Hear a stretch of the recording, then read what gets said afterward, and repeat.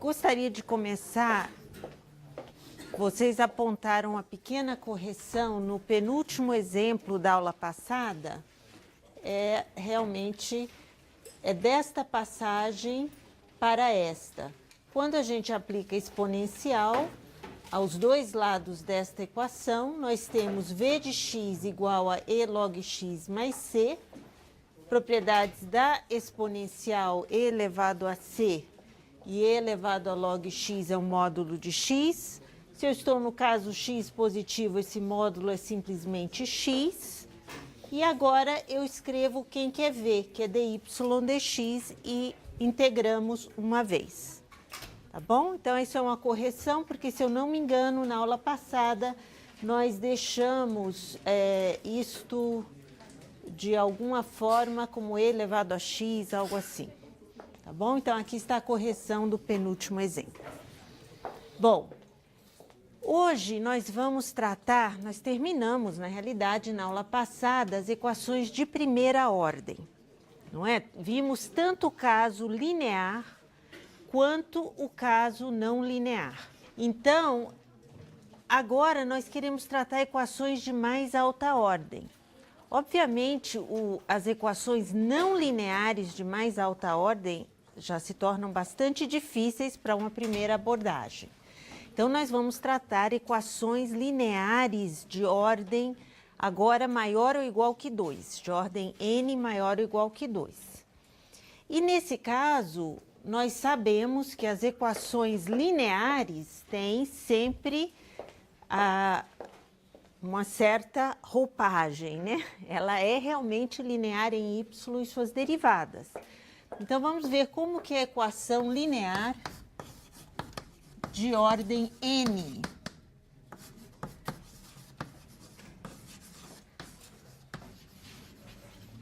De ordem n, ok? Então, a equação pode ser escrita desta forma. A gente tem os coeficientes da equação, que são funções de x. E temos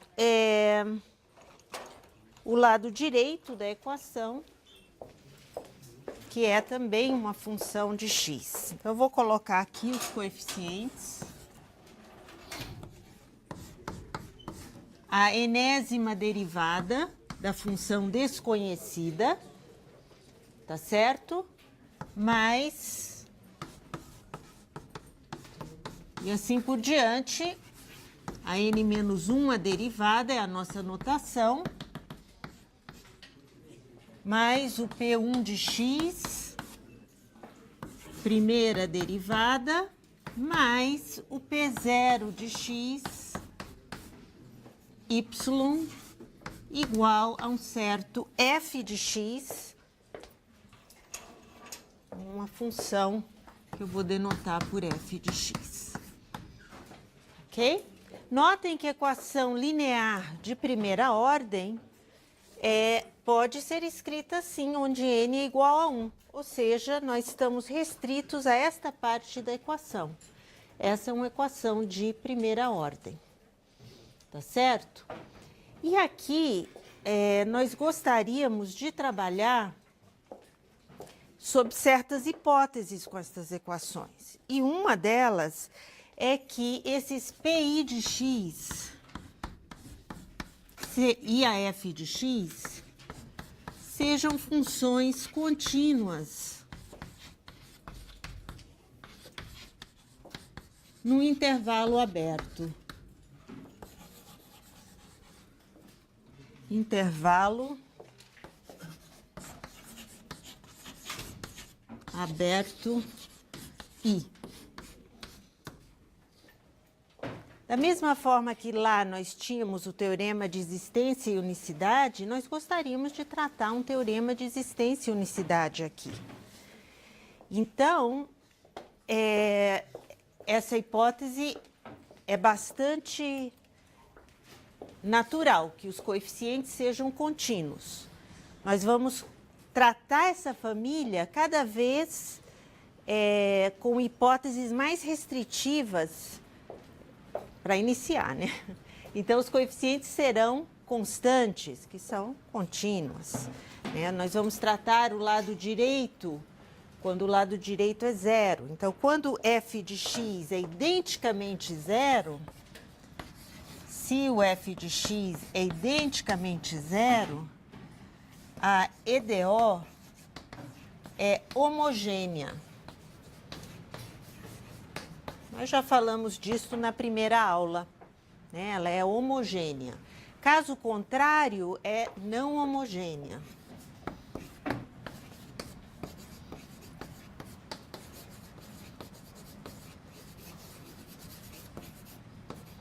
Bom, eu gostaria de impor mais uma condição, que é este coeficiente Pn de x ser diferente de zero em i, para poder dividir toda a equação por esse coeficiente, tá certo? Então, eu vou supor Pn de x diferente de zero para x em i. Então, esta equação daqui se torna a seguinte equação, que é a equação com a qual eu gostaria de trabalhar. Então, quando eu divido, eu vou chamar de Pn menos 1 minúsculo. Pn menos 1 de x, yn menos 1, que é a derivada aqui, mais P1 de x, y primeira derivada, mais P0, y igual a um f de x. Então, esta é a equação que eu gostaria de trabalhar. Então, os PIs aqui são os coeficientes também contínuos. Aqui eu tenho os coeficientes contínuos.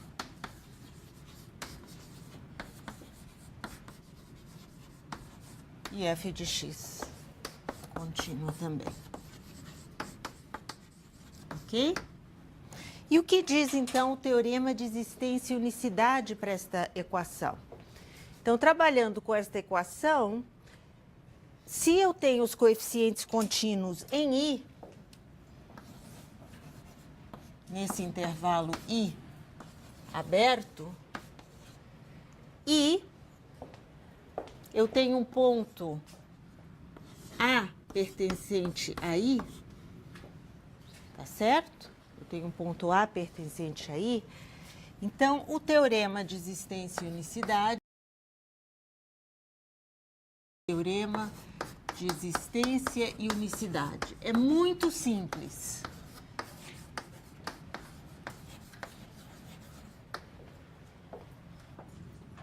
Então, dada esta equação, sob essas hipóteses e A em I, e uma coleção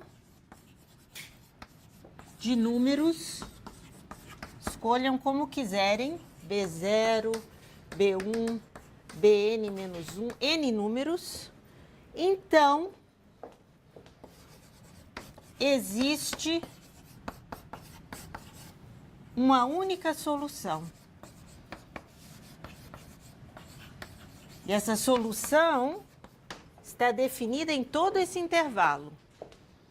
Existe uma única solução em I, tal que os dados iniciais, que são y de A, vai ser igual ao B0, y' de A vai ser igual ao B1, e yn-1 no ponto A igual a bn-1. Então, vejam, dado um problema de valor inicial de ordem n, existe uma única solução e a única hipótese que eu estou exigindo é que os coeficientes sejam contínuos e o lado direito também, o f de x. Tá certo? Com essa continuidade em i, e I é um intervalo que contém o ponto onde eu estou analisando o valor inicial, né? Ponto x igual a A, existe uma única solução. E a gente pode dizer, bom, mas espera aí, o teorema que eu vi lá para a primeira ordem também não valia para equações lineares? Valia. E era diferente. As hipóteses parecem ser diferentes, mas nós vamos ver que não. Que encaixa que isto vale para qualquer ordem n maior ou igual que 1, este teorema. Para as equações de primeira ordem, seria o nosso primeiro exemplo. Como que é a equação de primeira ordem que nós vimos, quando escrita desta forma, y' mais p de x y igual a f de x. Então, lembrando do teorema da aula passada, eu posso escrever isto, y' igual a f de x menos p de x y.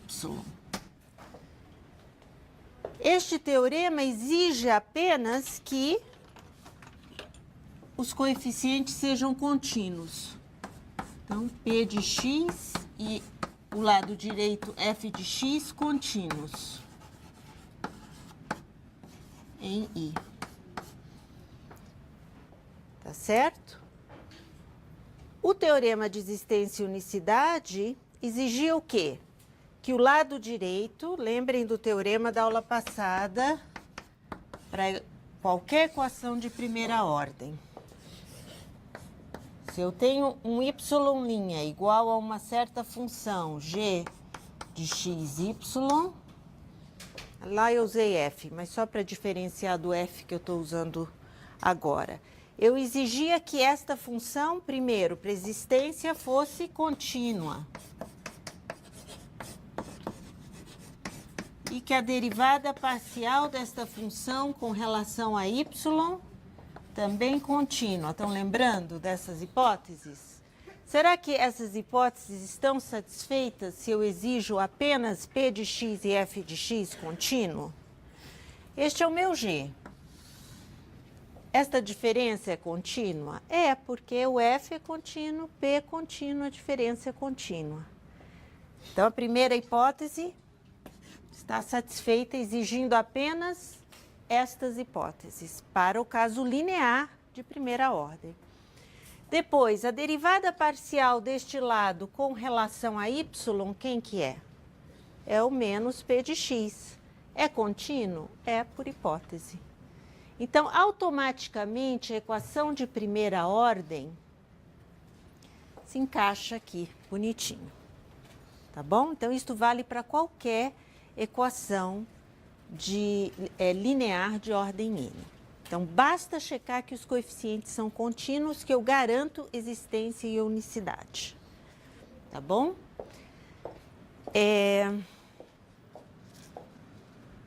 Então, vamos ver alguns exemplos.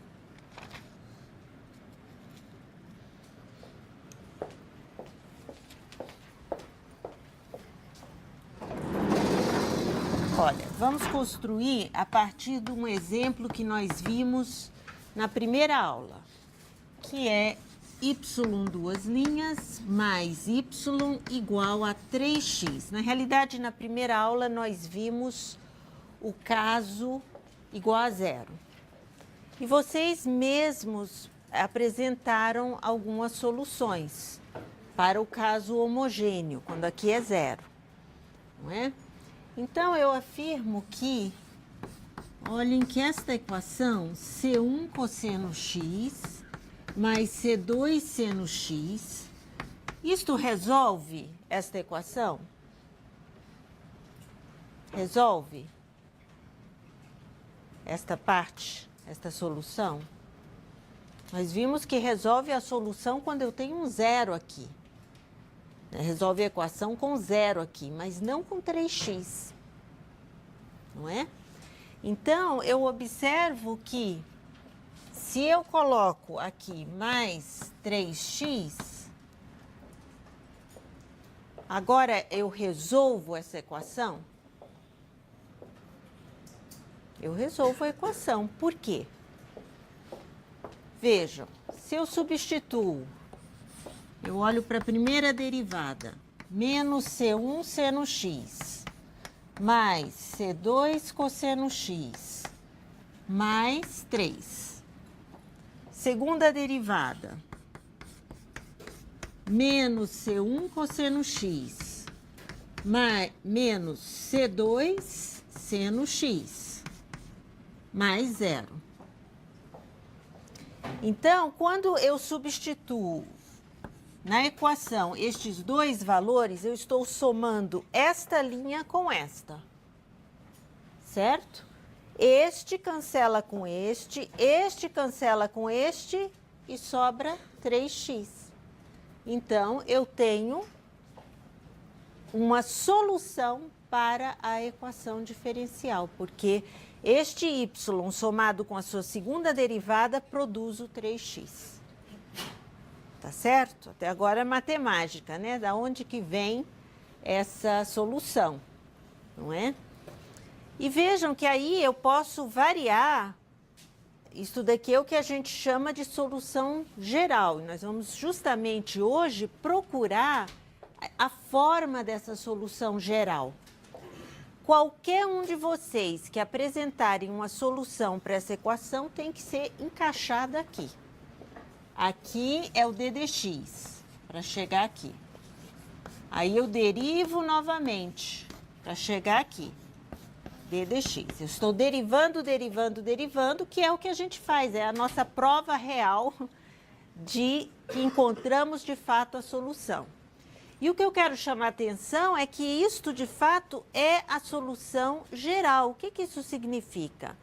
Suponha que alguém tivesse observado que 5 seno x mais 3x resolve essa equação. É verdade. E que outra pessoa tivesse observado que 8 cosseno x mais 3x resolve a equação. Resolve mesmo, né? Porém, qualquer solução que seja encontrada aqui tem que ser escrita para algum C1 e C2 real, ou seja, se encaixa nesta forma. Então, isso é o que a gente gostaria de chamar solução geral. Solução geral. Qualquer solução se encaixa aí. Agora, se eu tenho, pelo teorema de existência e unicidade, dados iniciais, essa solução geral, que são infinitas na realidade, toda a combinação de C1 e C2 aqui, passa a ser única. Tem que satisfazer os dados iniciais, tá certo? Então, se eu tenho, por exemplo, se este problema agora vem com os dados iniciais, y de 0 igual a 1 e y' de 0 igual a 2, e eu aplico o teorema de existência e unicidade, o que que eu verifico? Os coeficientes aqui, ó, são constantes. É a função constante 1. Então, eu tenho coeficientes contínuos e o lado direito contínuo em toda a reta. O i aqui é toda a reta.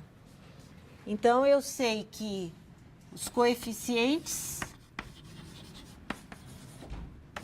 pi de x são todos 1 nesse caso. E f de x é o 3x contínuos na reta. Então, pelo teorema de existência e unicidade, existe uma única solução,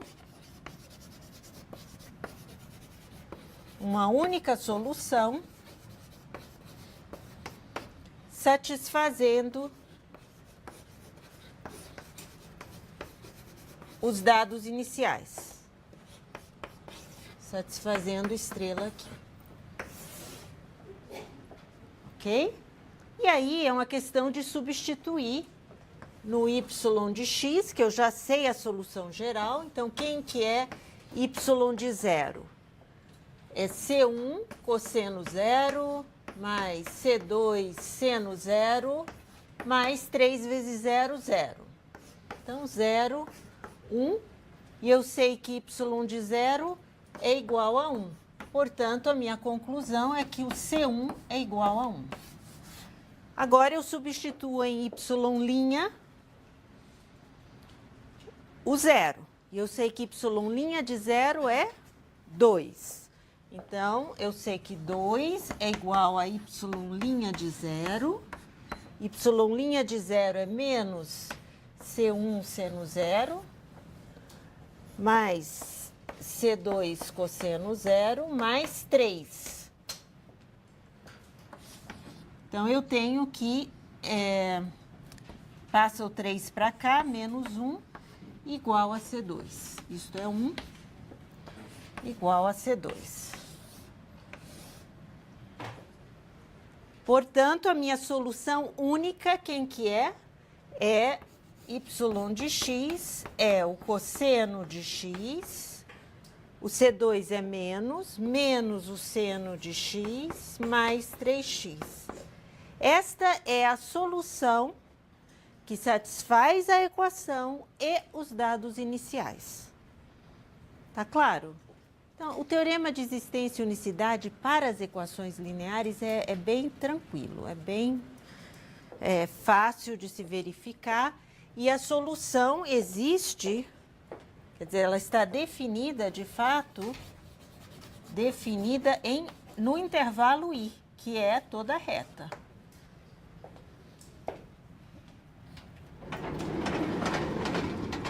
Vamos ver um segundo exemplo com coeficientes variáveis, aqui para o teorema de existência. Então, exemplo, x ao quadrado, y duas linhas, linear, menos 4x y' mais 6y igual a 0. Tá?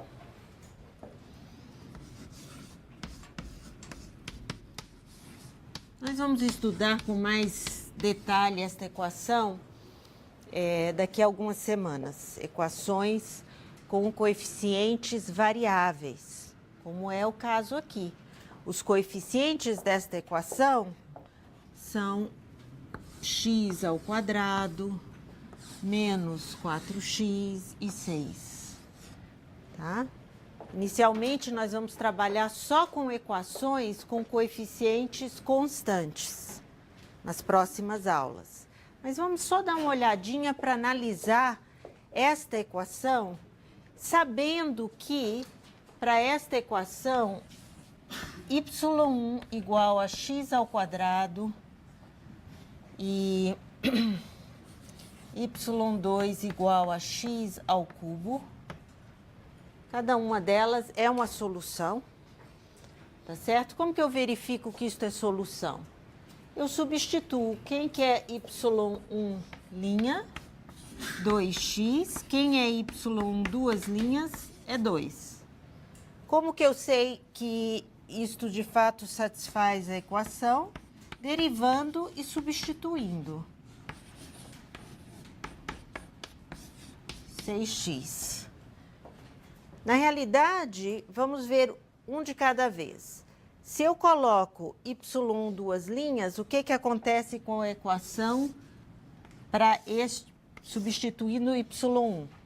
Esta equação é igual a x ao quadrado, o y1 duas linhas é 2, menos 4x, quem é o y1 duas linhas é 2x, mais 6, quem que é o y? X ao quadrado. Quanto que é isso? Isso é igual? 0. Então, o y1 igual a x ao quadrado satisfaz a equação. Faço a mesma continha aqui para o y2.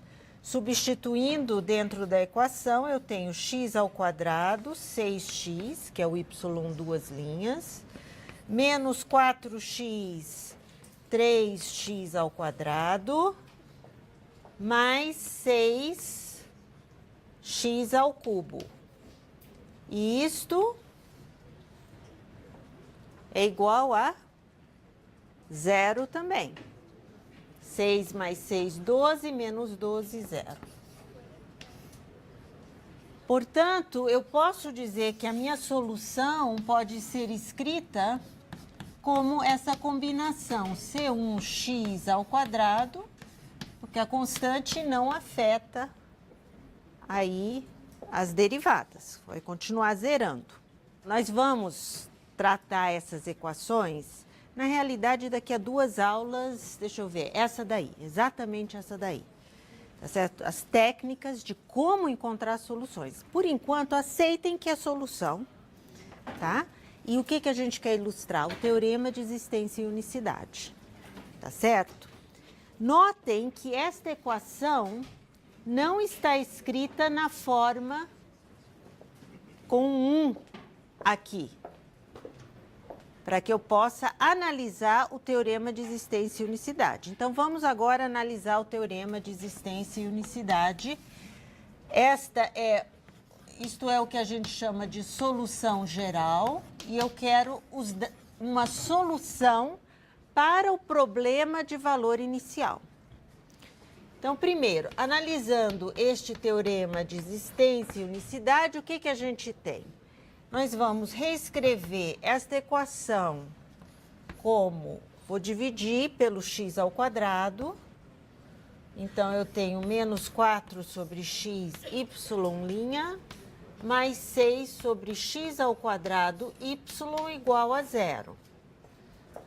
Vejam que estes coeficientes são contínuos desde que eu esteja longe do zero, tá certo? Porque não está definido no zero.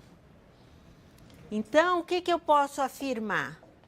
Fora condições iniciais que não estão sendo consideradas no zero, existe uma única solução.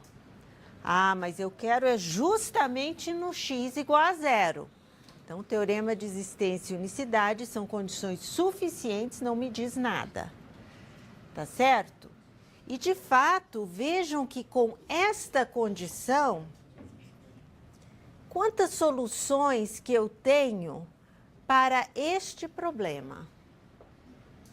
Olhando para cá, ó, eu quero que y de 0 seja 0. E eu quero que y', quem que é y'? É 2c1x mais 3c2x ao quadrado. Y de 0 vale quanto? 0. E independe do C1 e do C2 que eu coloque aqui. Qualquer C1 e C2 satisfaz. Y' de 0 também. É sempre 0. Então, vejam quantas soluções que eu tenho para este problema no zero. Infinitas soluções. Eu não pude garantir uma solução porque no ponto x igual a 0, os coeficientes da equação nem sequer estão definidos. Tá certo? E aí o teorema não se aplica, eu não posso garantir unicidade. Tá bom? Infinitas soluções. Então, vejam, fora do zero, ou seja, no intervalo, observação, em menos infinito zero e em zero infinito, existe solução única. Mas eu tenho que estar fora do zero. Tá bom? Então, isso ilustra um pouco o teorema aí de existência e unicidade. Agora, vejam que eu estou trabalhando com uma equação que é linear. E eu meio que passei assim batido de que se eu tenho uma solução, se eu tenho outra solução, a combinação linear é solução. Isso é sempre verdade para uma equação linear de qualquer ordem. Que dado um conjunto de soluções para uma equação linear homogênea, Aqui é importante ser homogêneo. A combinação linear dessas soluções é solução. Então, vamos colocar isto aqui. Então, nós temos o princípio da superposição de soluções.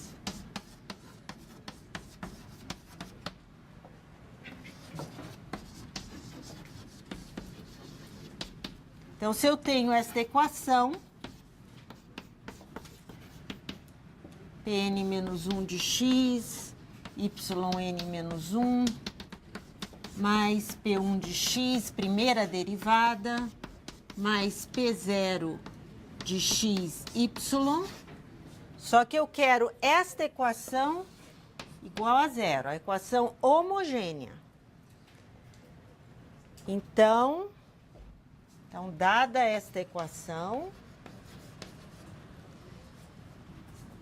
se y1, y2, yn são soluções, então a combinação linear também é solução.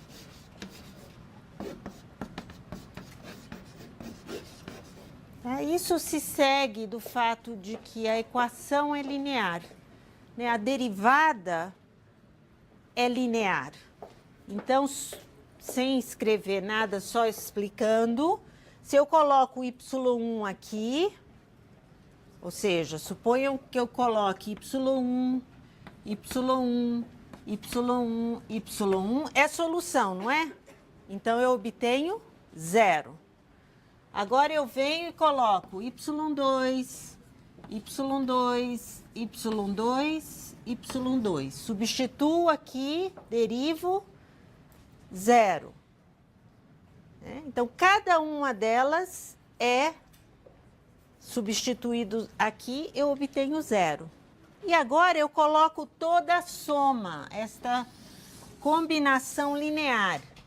E aí eu uso o fato de que a derivada da soma é a soma das derivadas e as constantes saem para fora. E aí eu tenho que também a combinação linear é solução. Tá bom? Então, este princípio nós vamos utilizar bastante. O que mais nós podemos dizer a respeito das equações? Notem que é meio cansativo, não é? Ter que escrever toda esta equação. Vamos abreviar? Vamos encontrar uma notação que seja um pouco mais concisa? Né? Em vez de escrever a equação toda dessa forma, eu vou desenvolver um linguajar chamado operador. E o operador vai dar a receita de como montar a equação. É muito prático, essa notação de operadores.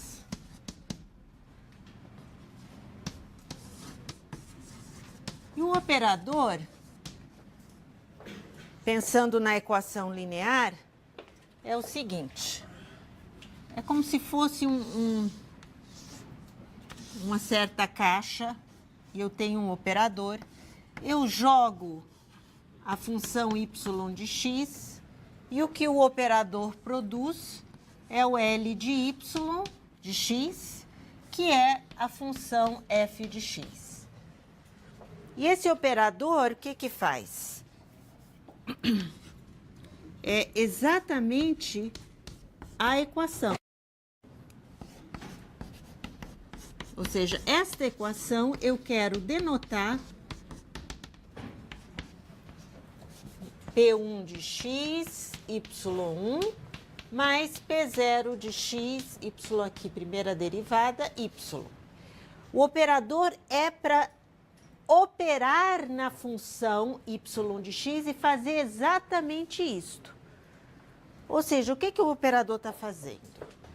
Pegando o y, olhando para a enésima derivada. Então, vamos denotar a enésima derivada assim, dn. O que mais que o operador faz? Multiplica a n-1 a derivada por Pn-1. Então, o operador Olha, pega o Pn-1 e multiplica a n-1 a derivada. E assim por diante, pega o P1 de x e multiplica pela derivada do y, que é o d. E finalmente pega o y e simplesmente multiplica por P0 de x. Este é o operador L. L faz isso. L é a receita, né, do que fazer com a função y. E nada mais é do que a equação, porque eu sei que tudo isso daqui é o f de x. Então, L é isso daqui. Então, aqui nesta caixa eu estou colocando este L. Ok? Vamos ver uns exemplos? Isso fica bem claro com exemplos. Olha, vamos olhar para, então, exemplos. O seguinte operador, D mais 3, Y. O que esse operador está fazendo? A gente opera como se fosse uma álgebra. Está derivando o y e depois multiplicando o y por 3. Então, este operador faz o quê? dy mais 3y, que nada mais é que y' mais 3y. Deu para entender? O operador é a regrinha. O que eu vou fazer com a função y? Outro exemplo. Suponha que eu tivesse 5d mais 3y. Então, eu pego e derivo y e multiplico por 5. Então, 5y' mais 3y. Isso é o que o operador faz. Ok? Posso ter operadores de ordem mais alta, como aparece aqui. Então, suponha que eu tenha o seguinte operador. D mais 2, D mais 3y. Então, vamos lá. Primeiro, eu vejo que este D mais 3y, como que D mais 3y age? Eu acabei de ver isso. Então, isso é D mais 2, e aqui eu obtenho y' mais 3y. Este é o meu novo y, novo input. Agora, o operador vai agir nessa função, que é a função y' mais 3y. Então, o que o operador faz? Deriva esta função, que é tudo isto, mais 2 vezes tudo isto. Tá claro, gente? Ok? Então, vamos derivar. Derivamos tudo isto. Então, eu tenho y' mais 3y'. Ou seja, D aplicado a tudo isto produz isso. Agora, mais 2 vezes. Então, agora eu tenho este 2 vezes tudo isto. Então, eu vou ter 2y' mais 6y. Então, o resultado desse operador D mais 2, D mais 3, y, nada mais é do que y 2 linhas mais 5y' mais 6y. Tá? E eu tenho uma álgebra de operadores. Eu poderia denotar esse mesmo operador da seguinte forma. D2 mais 5D mais 6. Esse operador aplicado a y. Olha o que acontece. A segunda derivada de y, 5 vezes a primeira derivada de y, 6 vezes y. Tá certo? Essa notação é bem conveniente para nós, para não ter que estar escrevendo, às vezes, essa equação muito longa. E nós vamos ver em outras situações onde é interessante termos este linguajar de operadores.